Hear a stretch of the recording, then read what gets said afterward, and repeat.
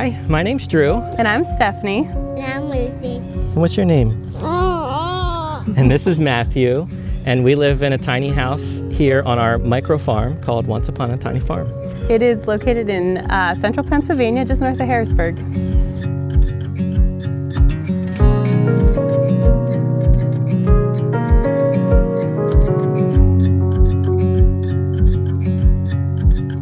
Raising kids in a tiny house, it's a challenge for sure. Get down here, boy.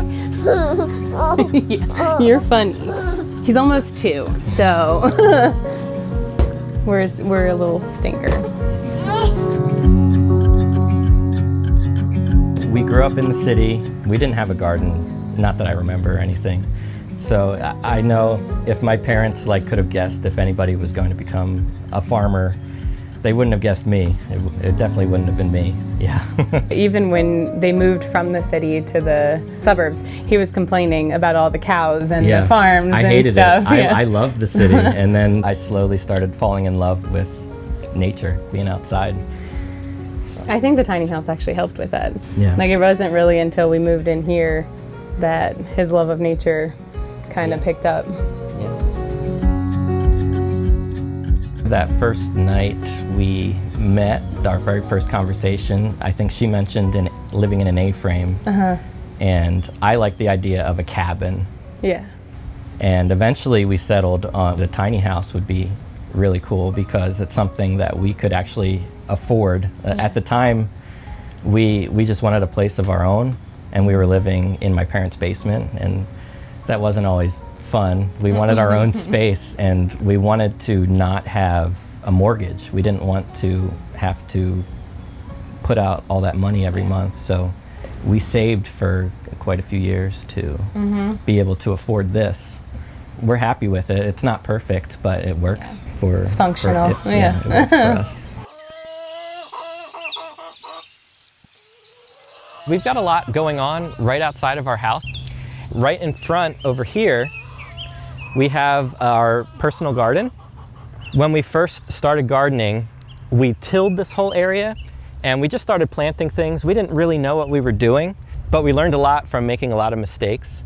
So this garden, I talk about on my YouTube channel. My YouTube channel is called Once Upon a Tiny Farm. And this garden is in a 400 square foot space. And I'm trying to help people grow food all year long, or at least all throughout the growing season, by succession planting. And that's something that takes a lot of planning and practice. But with my 400 square foot garden, as I'm calling it, we're planting, and then when that crop's done, we have a plan to plant something else. We're growing lots of different things. We're growing beets, we're growing carrots. We've even got a bed of corn. And to make use of a small space, I've actually interplanted green beans in between these rows of corn. And it's something I never tried before, but I'm experimenting because I'm trying to find ways to grow the most food in the least amount of space. Yeah, this is just another way to share knowledge that I didn't have at the beginning, and I want to help other people shorten that learning curve so they could start harvesting food from their own backyard as well. We have chickens also in our backyard. They complement the garden very, very well. When I'm done with a certain crop, it will go directly to the chickens, so nothing gets wasted. The chickens also feed the garden because I harvest compost from their run and use that in the garden. So I give them food and they give me soil, and they work interchangeably, and they feed each other, and that's kind of cool, and I like that.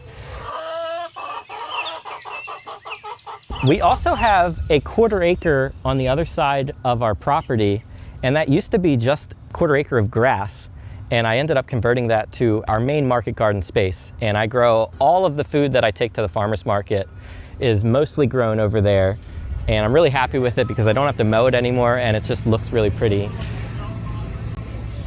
Do you commute to work?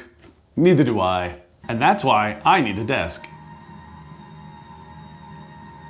But sitting for hours editing our latest YouTube video can really take a toll on my body and mind. That's why I love the FlexiSpot E7 standing desk. It gives me the flexibility to move around whenever I want. It helps me feel energized.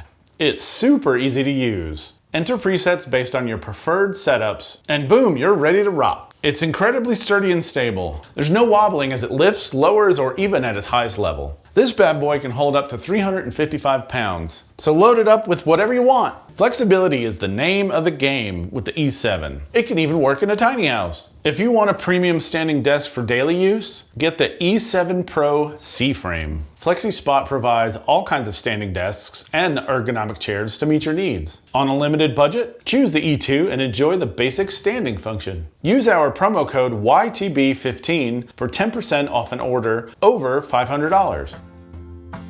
And lastly, we have the barn. It's going to be an extension of our tiny house. We're working on to kind of make enough space for our family. Inside here, we're going to have our bedrooms and our living space, our kitchen and all that. But again, it is a work in progress.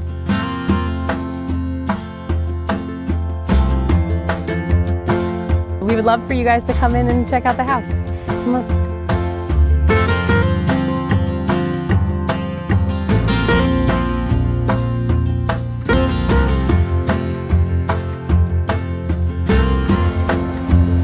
Hello, welcome. So our house is a little bit over 200 square feet. When we first designed this house, we knew we were at least going to have one child, so we had them extend the loft because we wanted to make sure there was enough space up there for all of us to sleep. We originally had a Murphy bed that Drew and I were going to sleep in, and then our child or children were going to have the loft, but the Murphy bed did not work out so well. So we are all up there in the loft. Actually, Matthew's taking a nap right now.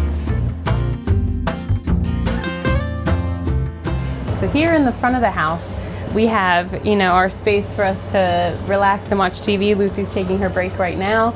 We also have the space for the children to play. The dressers for both of their clothing is over here.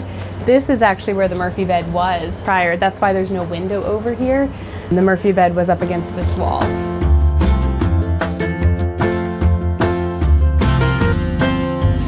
Well, our builder was Scott Stewart from Slabtown Customs. Yeah. The tiny house, I believe, was $24,000. Is that Yes. right? I think we got a little bit of a discount because he was very late in delivering it. So Yeah. I think it ended up being around 20 I think, yeah. altogether. Yeah. And then the land, it was 18. So Stephanie found the property on Craigslist and we came to look at it. We really liked the way the property felt. Like we had a really good feeling when we were here, and we really liked the view that we had from out front. All you could see was mountains. There was an old modular home structure here that was falling down. Mm-hmm. For that reason, the property was actually cheaper. It was cheaper, Yeah. It was affordable. Yeah. We knew nothing about knocking a house down, but we just knew that we wanted to buy a tiny house and we wanted to put it on this property. So we really didn't want a mortgage. We got a 5-year loan just for the land. Yes. And we paid that off like 2 years ago, I think, wasn't it? Yeah. So we don't have any... We don't have any debt right now. We don't have any debt, yeah. So we own the land, we own the house, and that was really important to me. I just didn't want to have a mortgage. Yeah, right. So moving this way, we have our bookshelf here. Drew and I have the top 2 shelves. Lucy has this one, and anything below that is Matthew's range. So we have our toys here.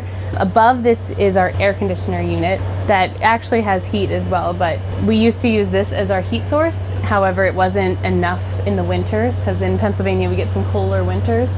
So we actually figured out a different way to heat our home. Down here is actually our heater. It's called the Envy.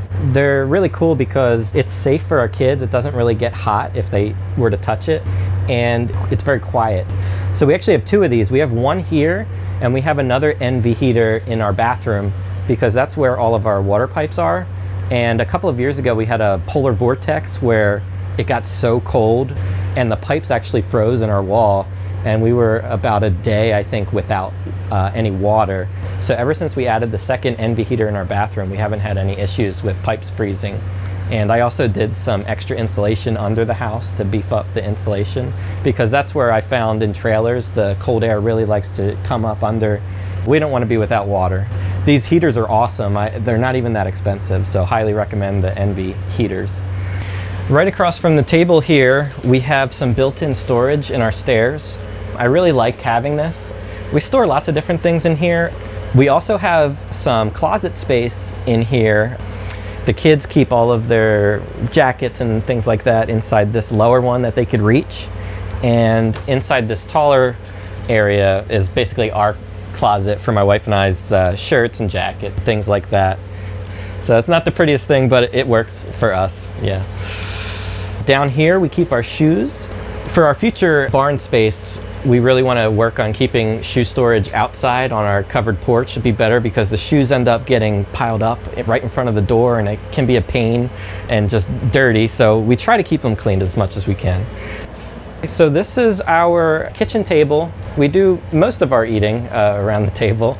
This table's kind of unique. It has a little bit of storage space inside of here on both sides, so the kids keep some crafts and things like that inside. And this table also folds. This back half folds down, and this could be pushed actually really close to the wall, so it would just be this little half circle here. But we find that we actually like keeping it out full because it's kind of a hassle to put it back up and down. It's just a nice space for us all to sit around as a family. We also homeschool our daughter, and we'll be homeschooling our son too. A lot of that work also gets done at this table. We ended up going to the county court and got a variance for putting a house, because I think the limit was 500 square feet. It had to be, yeah, a minimum of 500 square feet. Yeah. So we asked for a variance to the zoning board. Because the house that was here was such in bad shape that we basically told them putting this new house here would be better than, even though it's small, it would be better than having that dilapidated. We said our tiny house would be beautiful and it would improve property values around here. Because, we would make the property look really beautiful with the tiny house. So that was our plea to the zoning board. And I do remember the one guy asking, would we be taking it on weekends? That was like his big thing. He was like, what are you going to hitch it up to your car and leave on the weekends? They wanted to make sure we weren't going to be camping on the land. And we told them, no, we were going to put it on a foundation and keep it here. And luckily, it was like a month later, we got the approval. And I think they sent out something to all the neighbors and stuff, and no one back here really. Yeah, nobody complained. One thing I would say to anybody that wants to buy the land and live in their tiny house on it, we did everything backwards. We got lucky that everything worked out, but we bought the tiny house before we had zoning approval. So I would say if somebody wants to live in a tiny house on their own property, to make sure that that county would let you live in the tiny house on that property. Like, make sure you have some kind of pending zoning approval. Yeah. And here is our kitchen. This space was actually intended to be our refrigerator. So we had an apartment-sized fridge that just stuck right in this space here. We found we needed more freezer space, especially with us doing more gardening and that kind of thing. So we went and purchased a large chest freezer, which we put here in the space, and then it opened up a little bit more storage for us here. Here's our Berkey and our Ninja Foodie, which we do a lot of our cooking in since we do not have an oven. I use that as our air fryer and Instapot. This was something that Drew found that we absolutely love. It looks a little cluttered sometimes, but this is where we wash and we set it up here to dry right away. And then we use it from there. So it doesn't take up any extra space. We use that vertical space here. We've got our sink here. Right now we have some eggs incubating back here. This is typically where we keep our bowls. And then on this side, we have our washer. When we first moved in, underneath here, we had a washer dryer combo, which Drew and I really didn't enjoy. We didn't like the smell it made, and it wasn't working efficiently for us. So we actually got rid of it for a while, and we went to a laundromat. But with having a new baby, we decided it was time to upgrade, and we got this washer here. And then next to the washer, this is our cooking space. So we have our cooktop here. We do all our cooking here. Our pots and pans are up here. We do a lot with cast iron, which induction tops do work with cast iron. Underneath here is our refrigerator. It's the largest mini fridge that you can have, and it doesn't have a freezer in it because we have the chest freezer here. And this is where we keep all our spices and Coffee and knives are up and away so the children can't get them. And through this door is our bathroom. So here on the right is our 3x3 shower. We have a pull down shower head, especially for the kids. We utilize this fold out tub for the baby to use. We have the corrugated metal all around. Not our favorite. It is hard to keep clean. It looks cool, but it is very hard to keep clean. So, little tip. We didn't have any venting in our bathroom or in our kitchen, and that's one big regret we have because it gets very humid in here. So we use a fan. Right now it's blowing in, but we will have it blow out, especially in the winter and that kind of thing, to keep the humidity down. Here's our other NV heater here, and over here we have our cabinet space and some open shelving. The one cool thing about our bathroom is we do have this sink over top of the toilet. This was made by a local artist in Arkansas. It's a ceramic, I believe, and it drains right into the toilet, so when we wash our hands or anything like that, it goes straight down, and then we don't waste our excess water. So now we're back in our main living space, and I'm gonna take you up to show you our loft. So this is our loft, and our son is actually taking a nap right now back there on our bed. We actually have a door here that we latch to keep shut so our children don't try to kill themselves and fall out of our loft, and that actually works really well. We also put up this barrier here on the edge of the loft. Our daughter's bed is right here, and just extra safety to make sure nobody falls out, and it's just nice to have that. It's really solid. Basically, the only thing we do up here is sleep. This is just for sleeping, and it's kind of cramped, but it works for us. So in the back, my wife and I have our, I think it's a full-size bed, and then our son has the pack and play, and our daughter's right here in a twin. It works for what it's for. We come up here to sleep. This is just our bedroom. We changed a lot of things to make it work better for our family as it grew, but I think we've reached a point where our family's too big and we're kind of cramped in here, which is why we bought our barn, which is wider and has 2 stories, so we could utilize the second floor. We could actually stand up in the second floor, so it'll make a big difference for us. Him and I were both working at the same time. I was working 3rd shift, so I was working all night, and then I was taking care of her during the day. Yeah. And then you were at work and came home, took care of her. I went to sleep. Yes. But that kind If you could sleep, I know. because sometimes She's great, but that kind of made me realize that defeated the purpose of why we lived in a tiny house. Yes. We were working so hard, we might as well had a mortgage and lived in a development with a huge house, because we were spending all our time working and didn't have any time for each other. So because of the tiny house, we got our expenses down really, really, really low. So we were able to get down to 1 salary, and I was able to stay home with her and give her all of my time, because I really wasn't giving her all of me before when I was working. I just didn't have the energy to. She was a lot easier when she was younger. Couldn't run around too much. But I just wanted to give her more and be a better dad. She was, what, a year and a half, I think, when that happened? Yeah. Yeah. So, yeah, I never thought I would be a stay-at-home dad. It just kind of happened. Yeah. But it never would have happened if we didn't live tiny. It gave us the ability to do that, to afford to do that. Mm-hmm. And then I decided I wanted to start a garden. It's a lot of work, it's hard, but I love it. I love farming, and I love growing food, and I love bringing it to the farmer's market and meeting other kinds of people that appreciate where their food comes from. I didn't mention, but that's kind of the reason we started growing our own food, is because we started learning about processed foods and how a lot of people are getting sick because of the food that we're eating that's not good for us. And we wanted to get back to the basics of healthy food and healthy soil. We first started just growing it for us, and then I wanted to share it with other people. So as soon as I got more comfortable and confident in my growing abilities, I wanted to share it with other people. So that started our farmers market journey.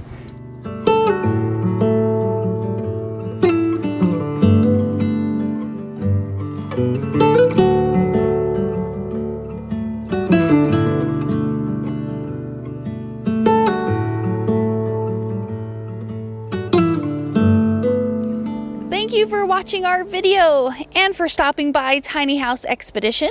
I'm Alexis. And I'm Christian. Don't forget to like, comment, and subscribe. And for more tiny home tours and stories, click the videos below. And join us on Instagram for bonus content, including face-to-face conversations with us. We hope to see you there. All right. Thanks, guys. Have a good one.